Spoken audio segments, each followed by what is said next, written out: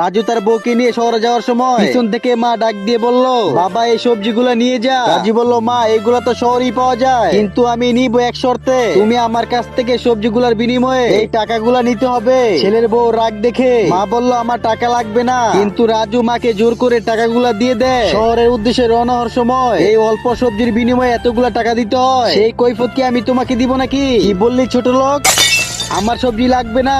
রেগে গিয়ে রাজু তার বউকে বলল, আমার এই মা সবজি বিক্রি করে আমাকে শহরে রেখে লেখাপড়া করায়, আর এই জন্যই তুমি আমার বউ হইতে পারছো। তারপর রাজু সবজিগুলো উঠানোর সময় দেখতে পেল একটা পলিথিনের ভিতরে 10 লক্ষ টাকার একটা লেটার। বাবা, আমার তো তুই ছাড়া এই পৃথিবীতে কেউই নাই, আমি অনেক কষ্ট করে সবজি বিক্রি করে এই টাকাগুলো জমাইছি, তুই এই টাকাগুলো দিয়ে একটা ব্যবসা করিস। মায়ের লেখা লেটার পড়ে রাজু বাড়িতে গিয়ে মাকে বলল, মা আমি এখন থেকে এই বাড়িতেই থাকবো, তোমাকে ছেড়ে আমি কোথাও যাব না। মাকে ভালোবাসলে ভিডিওতে লাইক দিয়ে চ্যানেলটি সাবস্ক্রাইব করে ফেলুন।